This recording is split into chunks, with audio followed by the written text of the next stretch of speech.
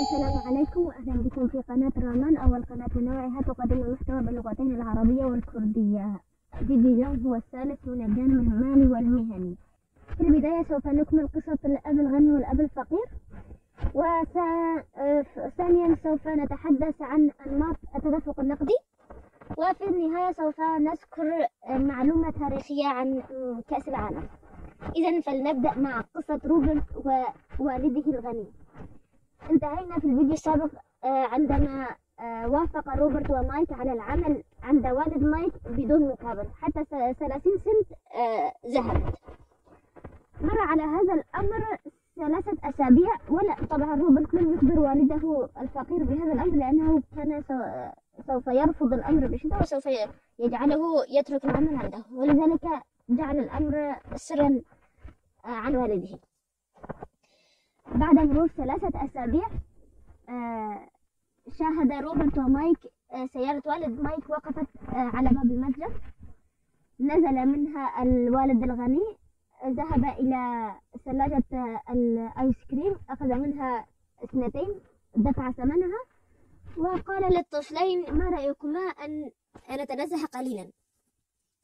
ذهبوا ثلاثتهم وجلسوا في حديقة عامة قريبة من المتجر، وبدأ والدهم الغني بالحديث: إذن كيف هو العمل معكم؟ قال: جيد. هما يعلمان أن هذا السؤال هو بداية لكي يقول لهما معلومة جديدة. فقال لهما: أحسنتما أيها الولدان، لقد تعلمتما الدرس ولن تقعا في فخ الوظيفة عندما تكبران. ثم أكمل حديثه: ما رأيكما أن أعطيكما راتبا، ولكن هذه المرة ليست 10 سنتات بل 25 سنت. استغرب الولدان ونظرا إلى بعضهما البعض لأنهما يعلمان أن في الأمر فخ، وقالا له: لا. فتعجب وقال: ممتاز، يبدو أنكما فهمتما بالفعل. إذن ما رأيكما في أن أزيد الراتب بدل 25 سنت أجعلها $1 كاملا في الساعة؟ وهنا بدأ قلبات الطفلين يدقان بسرعة، ونظرا إلى بعضهما البعض وهزا برأسهما نافيين: لا نريد. فقال لهما: إذن ما رأيكما في $5 في الساعة؟ هنا كاد قلبهما يتوقف عن العمل، والمضحك أن الآيس كريم يذوب في أيديهما وهما لا يشعران بالأمر بسبب هذه العروض الساخية من والدهما الغني. فقال لهما: هذا ممتاز جدا، لقد أعجبتماني، والآن حان وقت الدرس التالي. فقال لهما أن كل شخص حول العالم يريد الحصول على المال لسببين: الأول أنه لديه الرغبة للحصول على شيء ما، كالحصول على سيارة، حصول على بيت، حصول على مجوهرات، هاتف جديد، هناك شيء يريد الحصول عليه. والسبب الثاني هو الخوف من أن لا يكون لديه ما يكفي من المال ليسدد نفقاته، الخوف من أن لا يستطيع تأمين حياة كريمة لأطفاله. هذان السببان هما ما يجعلان الناس يركضان وراء المال، ويظنون أن الحصول على وظيفة هو الأمان بالنسبة لهم. فالفقراء عندما يحتاجون إلى المال يفكرون أو يبحثون عن وظيفة لكي يعملوا فيها ويحصلوا على راتب. أما الأغنياء فهم عندما يحتاجون إلى المال يفكرون فيما الذي يمكنهم أن يبيعوه كي يحصلوا على المال. يصنعون المال من لا شيء، من الصفر. كل الناس لديهم أسباب للحصول على المال، ولكن الفرق بين الأغنياء والفقراء هو هذا: الفقراء عندما يحتاجون إلى المال يبحثون عن وظيفة، أما الأغنياء فيمكنهم أن يحصلوا على المال بدون أن يكون لديهم مال. قد يقول لي أحدهم: لماذا تهاجمين الموظفين بشراسة في هذه الفيديوهات؟ أنا سوف يكون جوابي هو سؤال: هل رأيت موظفا راضيا عن راتبه ويقول أن راتبه يكفيه؟ أظن أن الجواب لا. ولذلك الوظيفة ليست الطريقة الأمثل للحصول على الراحة والأمان المالي في الحياة. حتى وإن كان الشخص موظفا يجب أن يكون لديه عمل خاص، شيء آخر بجانب الوظيفة حتى يستطيع أن يعيش حياة كريمة. وبعد أن انتهى حديثهم أعاد الأب الغني الولدين إلى المتجر وذهب في طريقهم.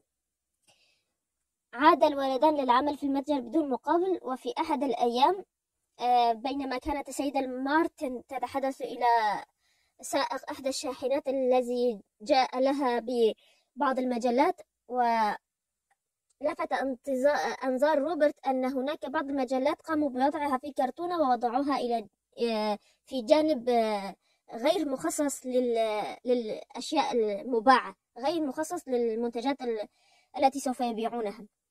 فأخبر مايك بذلك وذهبا للحديث مع السيدة مارتن. قال لها ما هذه المجلات؟ كانت مجلات قصص أطفال. فقالت لهم أن هذه المجلات يقدمونها لنا إضافية ولكنها ليست للبيع، أما أن نقوم بإهدائها. في العادة نقوم بإهدائها لزبائننا، مثلا أشخاص يقومون باشتراء من المتجر دائما فيهدونهم هذه المجلات، أو من يشتري مجلتين يحصل على ثالثة مجانا وهكذا. هذا يحدث في الأعياد عادة.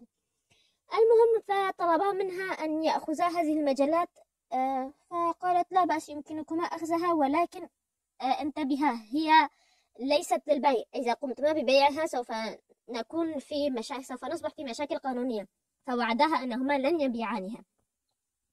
ثم بعد انتهاء العمل عادا وذهبا إلى منزل مايك وقاما بتحويل المكان الذي تحت الدرج يكون بالعادة فارغا ولا يستخدمه أحد. وضعا فيها أرفف ووضعا المجلات فيها، وأخبرا زملائهما وأصدقائهما في المدرسة بأنهما قد فتحا مكتبة للقصص المصورة، ويمكن لأي شخص أن يذهب بعد الظهيرة ليقرأ ما يشاء من القصص مقابل 10 سنتات. خلال يقرأ ما يشاء من القصص خلال ساعتين فقط يدفعون 10 سنتات. وهذا كان عرضا مغريا لأن ثمن المجلة الواحدة هو 10 سنتات كما علمنا، وهنا يمكنهم أن يقرأوا ما يشاءون من القصص مقابل 10 سنتات فقط. وانهالت عليهما الأرباح لدرجة أنهما كانا يحصلان في فترة من الفترات على $9 في اليوم، عفوا في الأسبوع. وبالإضافة لذلك قاما بتوظيف أخت مايك الصغيرة كأمينة على المكتبة، ويعطيانها في الأسبوع $، ويبقى لهما $8. كل واحد منهما يأخذ $4 في الأسبوع. لقد أصبحا من الأغنياء بين عشية وضحاها.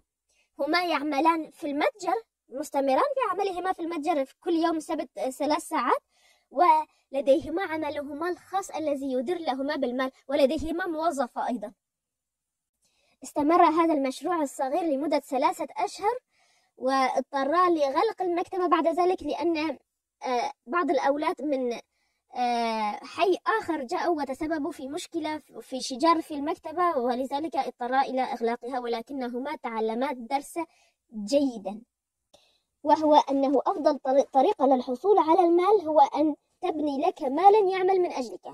هما بنيا مشروع يعمل من أجلهما، وهما يعملان شيئا آخر تماما، والمشروع يعمل بدون أن يكونا موجودين أصلا.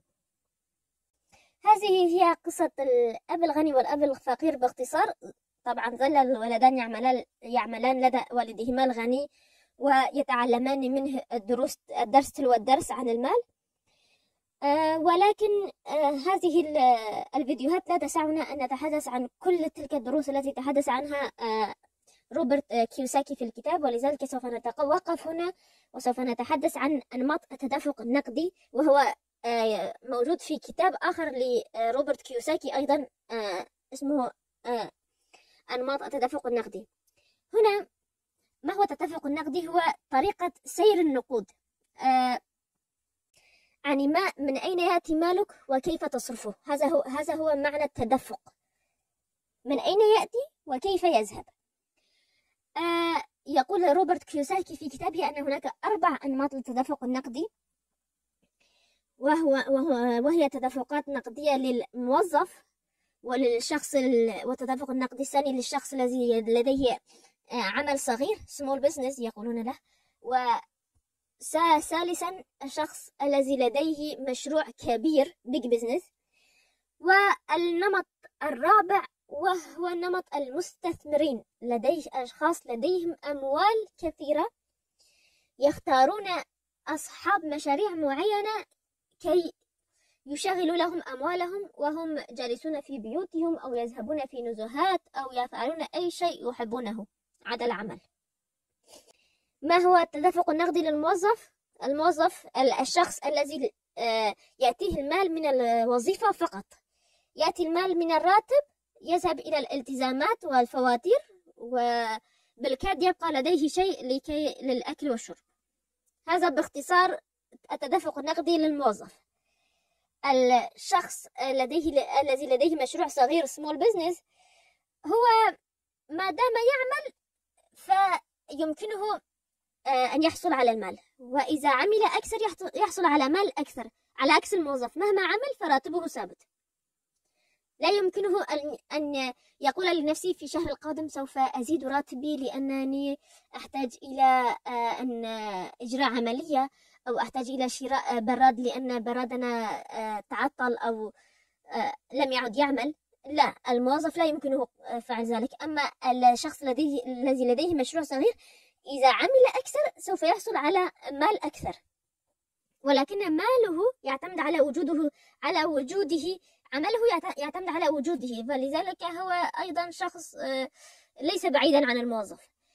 البيج بزنس الشخص الذي لديه عمل كبير أو مشروع كبير قد لا يكون والفرق بينه وبين المشروع الصغير هو صاحب المشروع الكبير ليس مضطرا أن يكون موجودا على رأس العمل، كالفرق بين البقالة الصغيرة في حارتك صاحبها موجود على رأس العمل، وبين السوبر ماركت يوجد لها صاحبها غير موجود وقام بتوظيف مدير ومحاسب وشخص يقف على الكاشير أي مسؤول عن الدفع والاستلام النقود وهكذا. صاحب المشروع الكبير لديه موظفون يعملون وهو جالس في بيته. أما المستثمر وهو في أعلى السلم، في أعلى درجات المال، هو لديه الكثير من المال ويقوم بإعطاء ماله لأصحاب المشاريع لكي يفتحوا بها مشاريع، وطبعا هو يستفيد وصاحب المشروع أيضا يستفيد، كلاهما مستفيد. لكل نمط من هذه الأنماط عالم خاص يعيش فيه أشخاص، وكل عالم مختلف عن الآخر بقوانين مختلفة بطرائق تفكير مختلفة تماما عن بعضها البعض. حتى وأن كان 4 أشخاص كل واحد منهم في أحد هذه الأنماط يعيش في أحد هذه الأنماط، واحد منهم موظف والآخر لديه مشروع صغير والثالث لديه مشروع كبير والرابع مستثمر، حتى ولو كان ال4 يعيشون في نفس الحي، فعندما تنظر إلى طريقة حياتهم سوف تشعر بأن كل واحد منهم يعيش في عالم مختلف. حتى طريقة حديث، الأفكار التي يطرحها، كل شيء مختلفة تماما عن بعضها البعض. وإذا أردت تغيير حياتك عليك أن تنتقل من أن تكون موظفا